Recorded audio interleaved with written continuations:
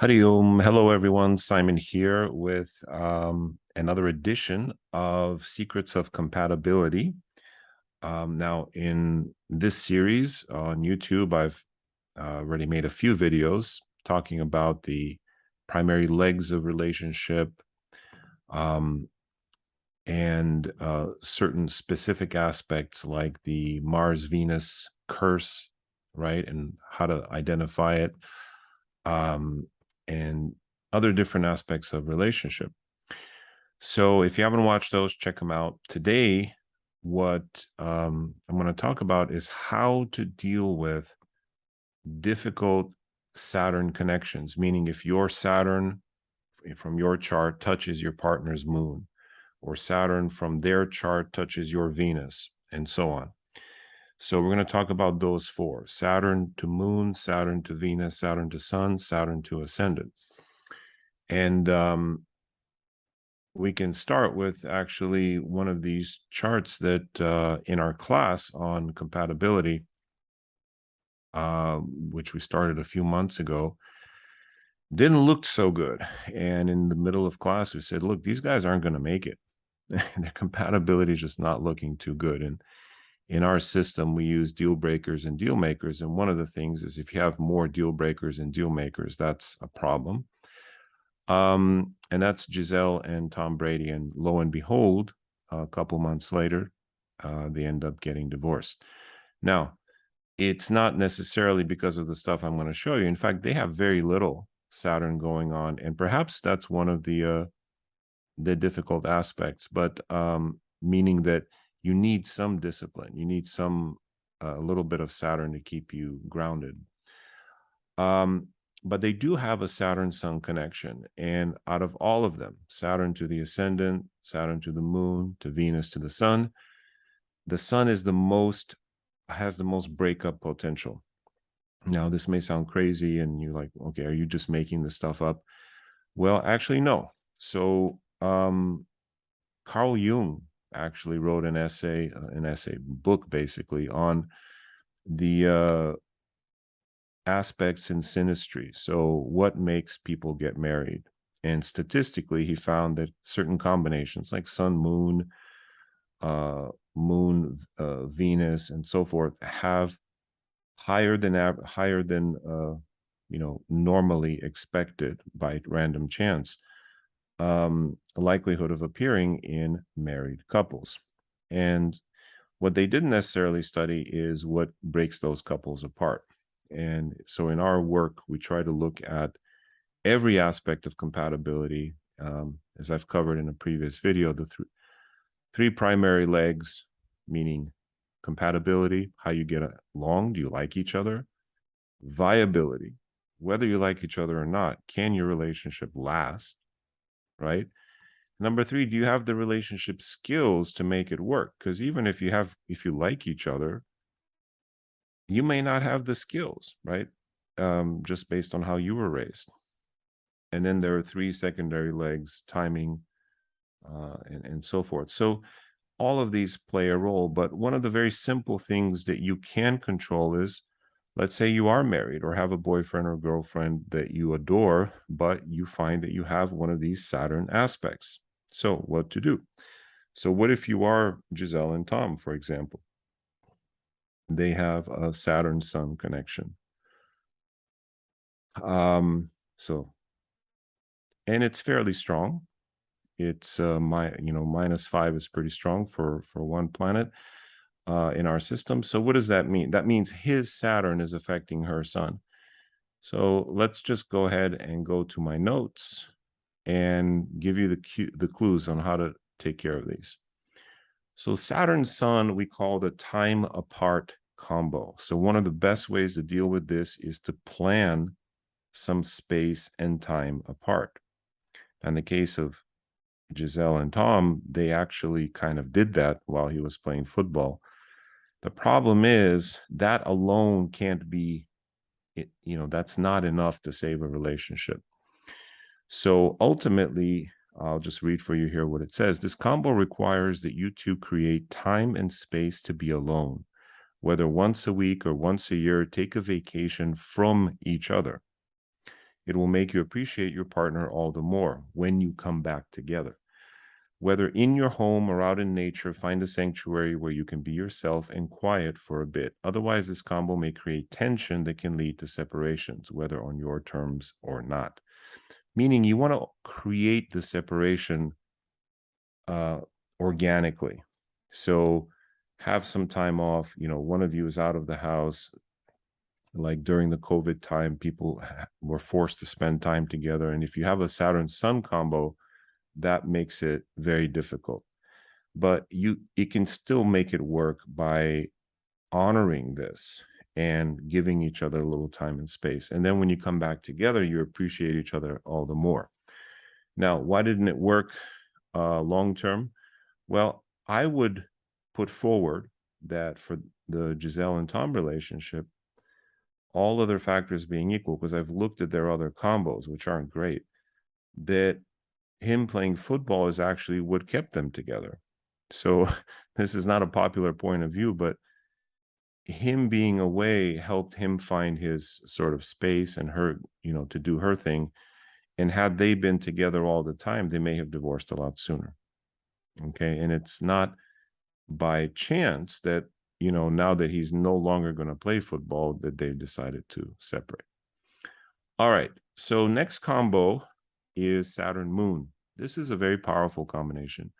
My Saturn is aspecting your moon, either by conjunction, opposition, or in Vedic astrology, the Vedic aspects of the forward sextile, meaning the third aspect, or the forwards, the rear square, I guess you can say. So the 10 houses away. So 3, 10, 1, 7. Those are the aspects that Saturn casts traditionally in Vedic astrology. So if my Saturn's on your moon or your Saturn's on mine, this is called the let's get serious combo, because people who have this are able to go deep. Even on a first date, your first conversation, you go right down into it, like trying to figure out the depths of, human suffering and how to fix it. So the best way to deal with this combo is to go deep and be frugal. More on that in a minute. So you two have a unique knack for a profound conversation. You go to depths undreamt of by mere mortals. Even on your first date, you probably won't waste time getting down to what ails the world and how to fix it. Just be careful that this doesn't become depressive or fatalistic.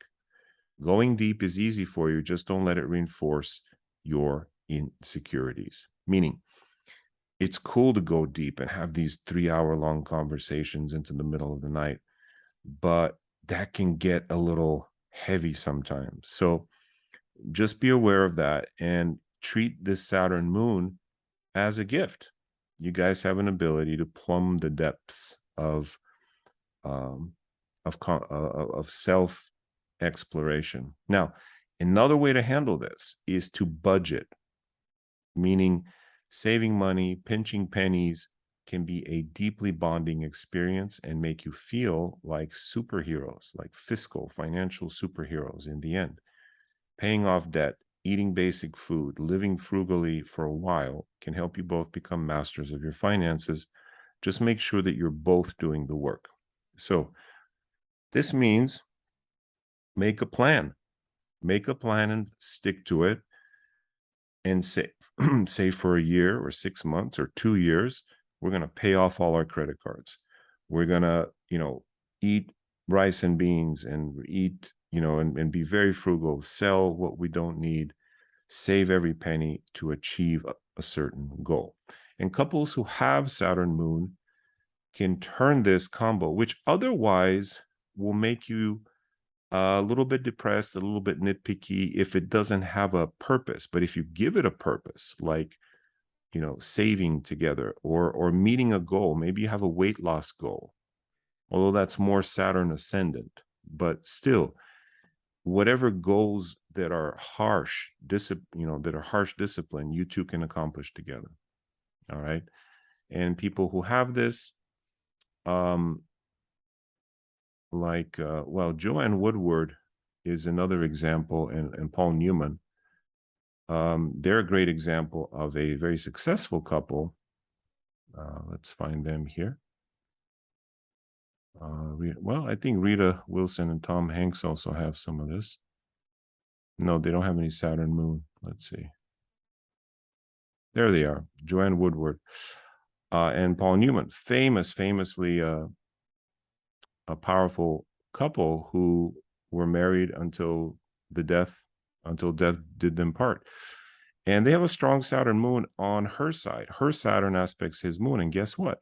They saved money, not for themselves, but for charity, right? So they created Newman's Own, the everything from salad dressing to cookies and whatever, and all proceeds go to charity. So they're legit Saturn moon people who put their discipline into action to help not just themselves, but to help others, children specifically. All right.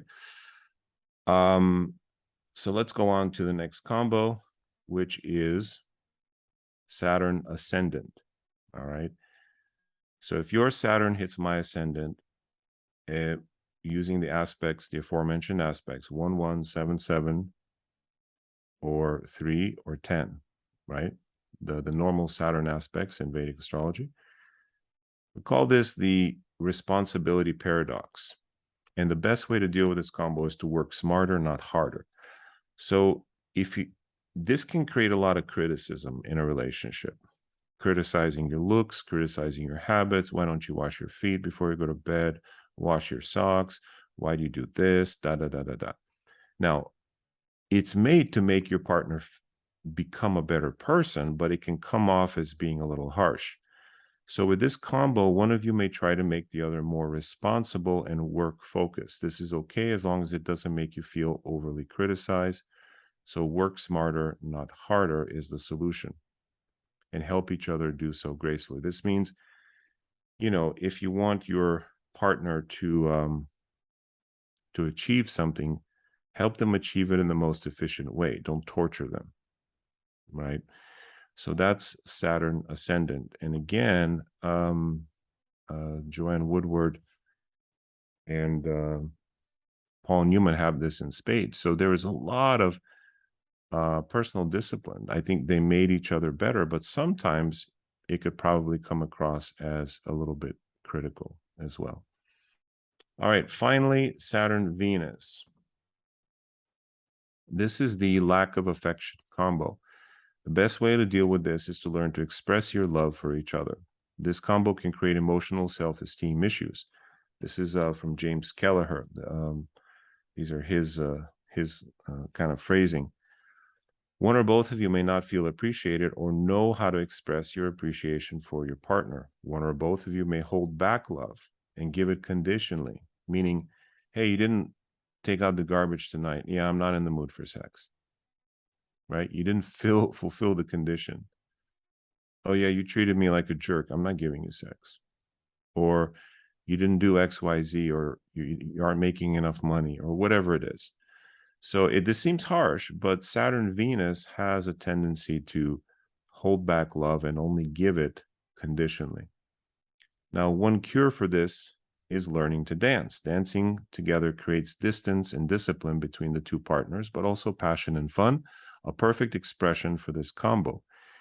Yet another way to do it is through abstinence, either planned or by circumstance. You can go for certain periods without sex. Now, I wrote a book a while back called Sex, Love, and Dharma.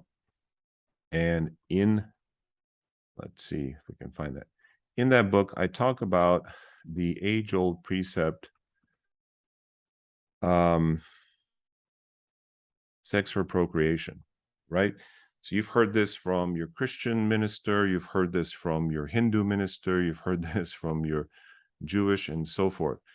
Many, many religions tend to have this kind of idea of, hey, you should only have sex to procreate, to have children, right? You've heard this before. Now check this out. So in Sex, Love, and Dharma, I throw some research in your face, throw some other cool stuff from Ayurveda to show you that this is actually Saturn Venus in action. What do I mean by that? It means that, okay, if you're going to have children, if you're going to have sex to have children, it means you're going to have sex about once a month over the course of several days. So about 1 week a month, right? Why? Because that's when a woman is ovulating. The rest of the time, she's not ovulating, right? So sex for procreation means having sex about 5 to 7 days every month. Okay.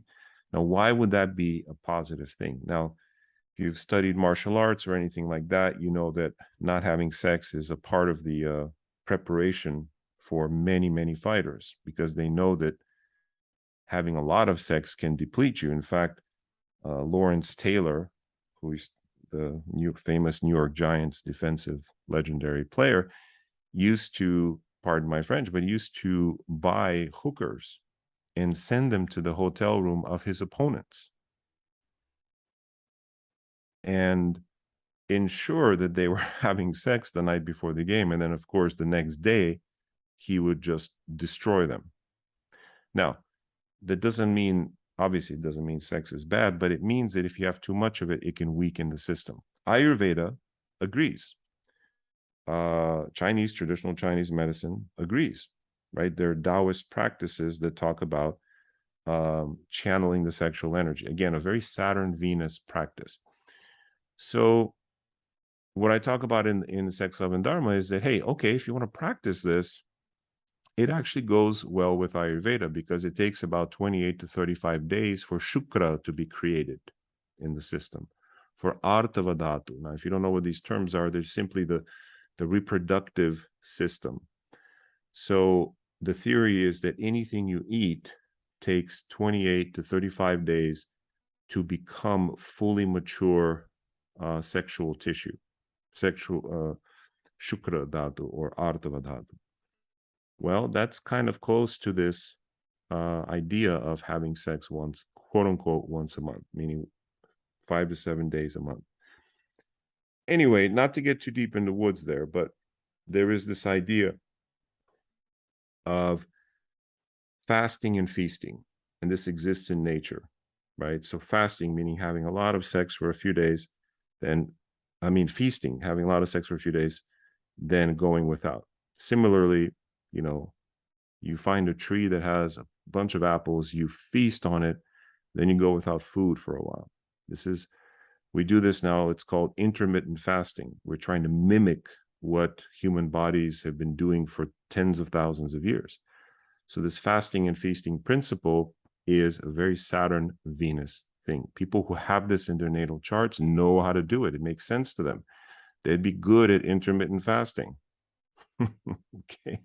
I don't have this, so I'm terrible at it. I wake up and I know I got to go till 2 p.m. and not eat anything, or 12 p.m. And I'm like, man, okay, but just one little thing. And then boom, one little thing becomes something else and it's over. I don't have Saturn Venus, but everyone can see what Saturn Venus feels like when Saturn transits your Venus. So this is one of the keys to becoming a good astrologer is you read all the books, take the classes, but then learn through your own chart. So even if you don't have a combo, I've seen what happens when Saturn transits my Venus. I become more closed off. I become a little more disciplined. My self-esteem kind of goes down, especially when it comes to relationships. And this stuff becomes, I start writing more poetry, maybe writing songs, stuff like that, because artistic expression is one of the better expressions of this combo. Anyway, sorry to go into the weeds there, but just kind of ranting a little bit. So partners who have this may be a little critical of each other in the bedroom, may withhold love a little bit. This couple doesn't have it.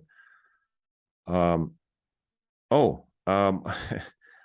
part of the benefit of our work, I'm going to go on a little rant again here, is you can see certain couples who aren't doing well and maybe even predict that they're not going to do well. I don't think Prince Harry and Meghan are doing well either, meaning they're not particularly well matched, I should say. Although there are reasons why they're together based on the thing. But you can see they have more deal breakers than deal makers, which is not a good thing. But one of the cool things we can see is we can pull up hypothetical relationships. So one of the hypotheticals I pulled was Angelina Jolie and Tom Brady. And they have amazing compatibility, especially compared to the others.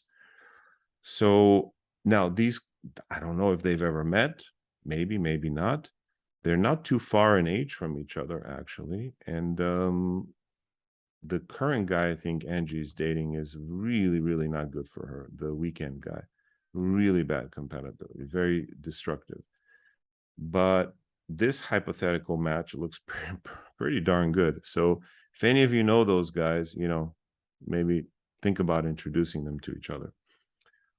All right. Well, that's it out of me today. There's a lot more that I can say, but we'll leave it for another video. And if you have any questions, put them in the chat below, and we'll see you in the next one. Hariom.